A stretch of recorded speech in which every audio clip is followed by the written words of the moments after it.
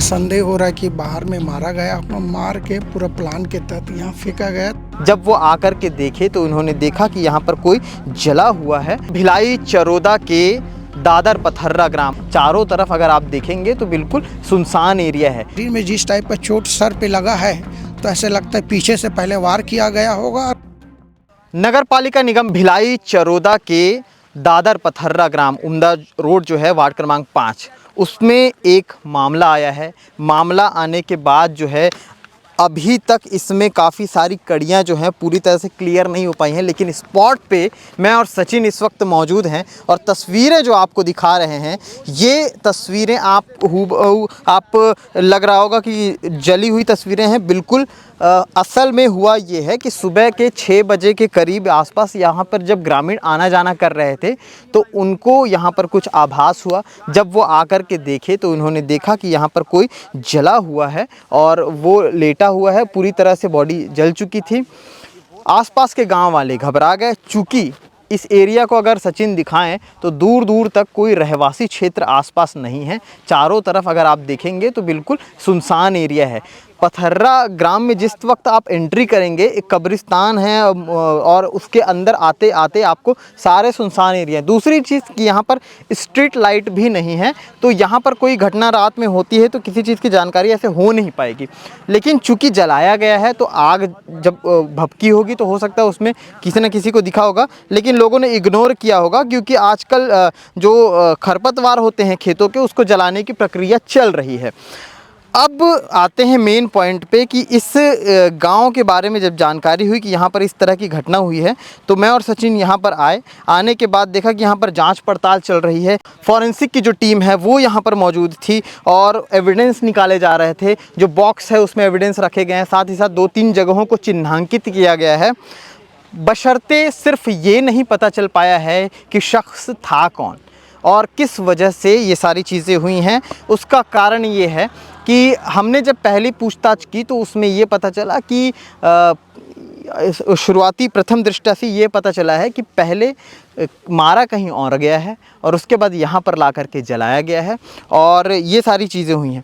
अब इस पूरे मामले को लेकर के पुलिस भी लगातार सुबह से लगी हुई है। सीसीटीवी खंगालने के लिए जो टीआई महेश ध्रुव हैं वो भी आगे की तरफ गए हुए हैं। अपने बाकी के जो जांच अधिकारी वो भी आए हुए थे, उनके साथ गए हुए हैं और सीसीटीवी फुटेज खंगाले जा रहे हैं। आसपास के क्षेत्रों में बिजली के खंभे हैं, लेकिन लाइट्स का ना होना भी एक इन लोगों के लिए सुविधाजनक हो गया जिन लोगों ने मारा है और जलाया है। बेसिकली ऐसे मामले जब देखने को मिलते हैं, अवैध संबंध हो या ऐसे तमाम सारी चीज़ें होती हैं, तब देखने को मिलते हैं। हालांकि किसी भी तरह से क्लियरिटी हम नहीं दे सकते।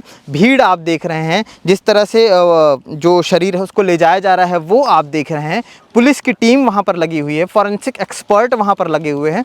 तो अभी तक फ़िलहाल खबर बनाते तक तो न नाम का पता चला है जिस व्यक्ति को मारा गया है, न किसी ऐसी कोई चीज़ें पता चली। दूसरी चीज़ ये है कि हम जब यहाँ पर आए तो यहाँ पर बहुत पुराने जो यहाँ पर क्राइम रिपोर्टर हैं जेएम तांडे, वो यहाँ पर मौजूद हैं और उनसे बातचीत करके उनसे जानकारी हासिल करते हैं कि उन्होंने अब तक क्या चीज़ ऑब्ज़र्व की है, क्योंकि पुराने रिपोर्टर हैं तो उनको खासकर ज़मीनी हकीकत के बारे में ज़्यादा मालूम है। हमारे साथ जाने माने क्राइम रिपोर्टर जेएम तांडे जी मौजूद हैं हरिभूमि से, और बहुत अरसे से इनको क्राइम रिपोर्टिंग में काफ़ी ज़्यादा अच्छी जानकारी रही है और बहुत पुराने समय से ये रिपोर्टिंग कर रहे हैं, प्रिंट हो या फिर तमाम सारी चीज़ों में।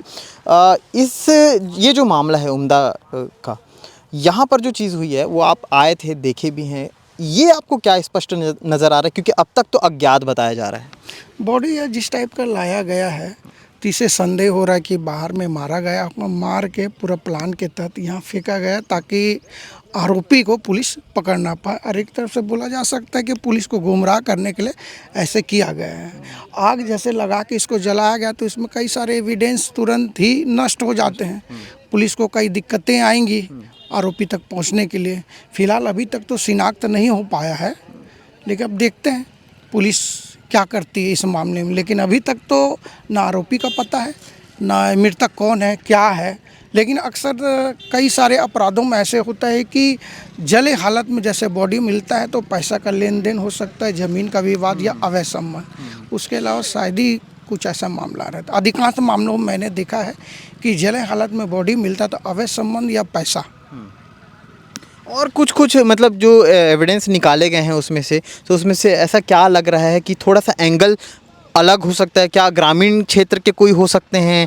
क्योंकि आसपास मैं देख रहा हूँ दूर दराज तक तो फिलहाल रहवासी एरिया नहीं है, ये एकदम या तो बीहड़ है, प्लॉट कटे हुए हैं और दूर दूर तक खेत है, रहवासी नहीं है, इसलिए शायद रात में जानकारी नहीं हो पाई लोगों को। संदेह ये भी जताया जा रहा है कि एक साथ बैठ के इन लोग शराब वगैरह कुछ पिए होंगे, पीने के बाद किसी बात को लेकर आपस में विवाद हुआ होगा, और शरीर में जिस टाइप का चोट सर पे लगा है तो ऐसे लगता है पीछे से पहले वार किया गया होगा, ज़्यादा निकला होगा तो लपेट उपेट के प्लान के तहत यहाँ लाके उसको जला दिया और तुरंत भाग गए। क्योंकि आसपास में बहुत सारे बिजली खंभे हैं लेकिन वहाँ पे बिजली की सुविधा नहीं है, लाइट नहीं है। उसका लाभ आरोपी को इसलिए मिल रहा है क्योंकि सीसी कैमरा में कैप्चर कैसे होगा जब यहाँ सीसीटीवी या बिजली की सुविधा होती तब ना। लेकिन अभी तक ही बोल सकते हैं इसको, और आरोपी पुलिस के हाथ में अभी तक नहीं है। अब देखो पुलिस क्या करती है आगे चल। तो ये क्राइम रिपोर्टर थे और जिनसे हम बात कर रहे थे, और इन्होंने जो जानकारी बताई है उसके आधार पर एविडेंस जो है वो सारी चीज़ें क्लियर होंगी। क्राइम की टीम आई हुई थी, साथ ही साथ जो यहाँ पर टीआई हैं महेश ध्रुव, वो भी लगातार लगे हुए हैं अभी तक और जांच पड़ताल कर रहे हैं। देखते हैं कि और क्या क्या चीज़ इसमें बारीकियों से होते हुए निकलता है। आइडेंटिफिकेशन नहीं हो पाई है, जो चूँकि पुलिस इत्तला मिलने के बाद से तुरंत मौके पर पहुंच गई थी, एफएसएल की टीम भी यहाँ पे पहुंची है। आवश्यक कार्रवाई करने के बाद अपना प्राइमरी इन्वेस्टिगेशन और इंस्पेक्शन करने के बाद एफएसएल ने अपना काम कंप्लीट कर लिया है। फिलहाल बॉडी को मर्चुरी रवाना किया जा रहा है। उसके अलावा पुलिस की टीम और क्राइम की टीम को एक्टिवेट करके जहां जिस जगह संभावना हो सकती है सीसीटीवी फुटेज को खंगालने के लिए उनको ब्रीफ कर दिया गया। सर क्या लगता है प्रथम दृष्टिया अगर बॉडी देखने के बाद? प्रथम दृष्टिया ये लग रहा है कि का केस है और उनको उसकी करने के बाद अन्यत्र किया गया है और यहाँ पर ला करके उसको शिफ्ट करके सर जलाने जानकारी कैसे मिली यहाँ एक बॉडी पड़ी है? ग्रामीणों के द्वारा जानकारी दी गई है। वो हथखोज में जो काम करने जाते हैं उन ग्रामीणों के द्वारा सुबह देखा गया, उसके बाद फिर जानकारी दी गई है। सर बॉडी में कहीं चोट के निशान अभी स्पष्ट हो पाए? चोट के निशान है, अभी एक दो जगह चोट के निशान है, सर पे है और माथे पे है। जैसे जानकारी मिल पा रही है कि कहीं और हत्या कर फिर यहाँ बंद किया गया। हाँ मैंने बताया है ना इस चीज़ को। दूसरा स्थान आइडेंटिफाई नहीं हुआ है, चूँकि आदमी आइडेंटिफाई होगा उसके बाद सारे जो परतें हैं वो खुल जाएंगी अपने आप। तो अभी हम हमारा फोकस यही है कि आदमी को आइडेंटिफाई कर लें। क्या लगता है सर रात की घटना होगी या सुबह सुबह होगी? सुबह अभी लग रहा है कि ये रात की घटना है, मतलब 12 बजे के बाद, 12 से 3 बजे के दरमियान। तो अभी तक ये गुत्थी फिलहाल तो प्रश्नात्मक चिन्ह के भरोसे पर बनी हुई है। जांच जारी है, जांच के बाद कोई चीज़ स्पष्ट हो पाएगी। स्पष्ट होने के बाद जो अपडेट आएगा वो हम आप तक पहुंचाते रहेंगे। कैमरे के पीछे सचिन भाऊ थे, मैं सीमांत, केपी न्यूज़, शुक्रिया।